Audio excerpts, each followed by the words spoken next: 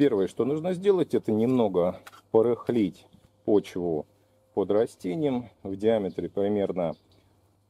А в качестве подкормки я использую абсолютно натуральное органическое удобрение. Такая подкормка абсолютно безопасна, натурально.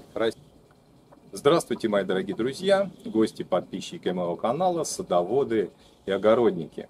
Очень много вопросов мне поступает о выращивании актинидии аргута в условиях средней полосы России. Нахожусь в Московской области, уже давно выращиваю это замечательное растение, эту лиану. Кстати, это очень древний вид растения, реликтовый. Вы можете более подробно об истории возникновения и истории оккультуривания актинидии почитать в интернете. Это очень интересно, вас многие сведения о ней удивят. И сейчас у нас эта культура постепенно распространяется в садах Подмосковья. Это лиана многолетняя, достаточно морозостойкая. Есть различные виды актинидии, каламикта. Но вот мне больше всего, конечно, нравится выращивать аргуту, потому что она выдает более крупные плоды, которые я вам уже в прошлых своих видео показывал. Ну а сейчас, в конце мая, я вам покажу, как я подкармливаю это растение. Все очень просто. Ну и сразу отвечу на несколько вопросов, которые очень часто мне задают мои знакомые, а также в комментариях, подписчики, почему не плодоносит актинидия аргута.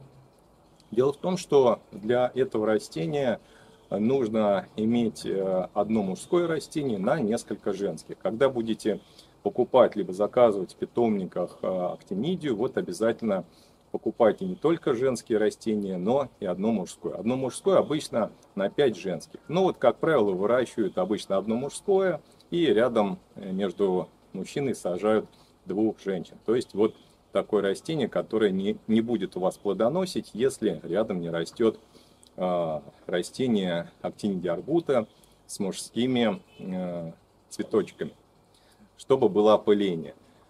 Итак, чтобы было много ягоды, полезные и вкусные, обязательно вот нужно выполнить это условие. Если у вашего соседа растет опылитель аргута, то вы, в принципе, можете обойтись только женскими растениями. Главное, чтобы расстояние было небольшим между участками. Ну а также важно правильно посадить это растение. У нас в средней полосе России, в Московской области, желательно усажать, конечно, на освещенные места. В более южных регионах растение будет нуждаться в неком притенении, потому что все-таки палящее солнце оно переносит плохо. Растение любит влагу, при этом весенний период, вот у нас недавно в середине мая были сильные заморозки, может повреждаться возвратными ночными заморозками, особенно температуры в минус 3 градуса, конечно, могут сильно повредить и ослабить растение. Оно не погибнет, но просто может не быть такого количества урожая, которое обычно бывает на актинидии аргута при благоприятных погодных условиях. Чтобы повысить урожайность, также можно применять опрыскивание стимуляторами плодообразования. Это те же самые препараты, которые мы используем при обработке винограда, при обработке томатов, огурцов. Это те препараты, которые стимулируют завязь и, соответственно, улучшают завязываемость и плодообразование. То есть можно еще дополнительно обработать перед цветением и после цветения вот такими вот препаратами, стимуляторами плодообразования. Ну а сейчас давайте подкормим растения. Я вам покажу свой вариант подкормки, который я использую в весенний период. Вот примерно в мае я провожу одну такую натуральную подкормку. Первое, что нужно сделать, это немного порыхлить почву под растением в диаметре примерно около 1 метра, порыхлить грунт, убрать многолетние сорняки, чтобы лучше впиталось раствор с удобрением. Вот эту процедуру, конечно, желательно сделать.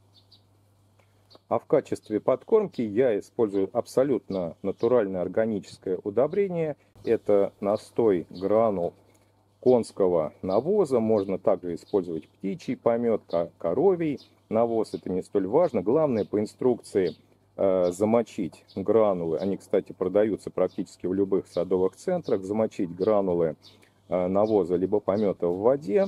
И я использую примерно 10-12 литров на взрослое растение актинидии и поливаю около приствольного круга. Земля должна быть, конечно, рыхлой, чтобы питательный раствор не растекался в стороны, а впитался примерно вот в месте роста корневой системы. Кстати, корневая система у актинидии очень мощная, но все равно ей нужны подкормки, а также полив, если стоит долгое время засуха и отсутствуют дожди. Будьте вот в этом отношении к растению внимательны. А в целом актинидия достаточно неприхотливое растение, растет в разных климатах.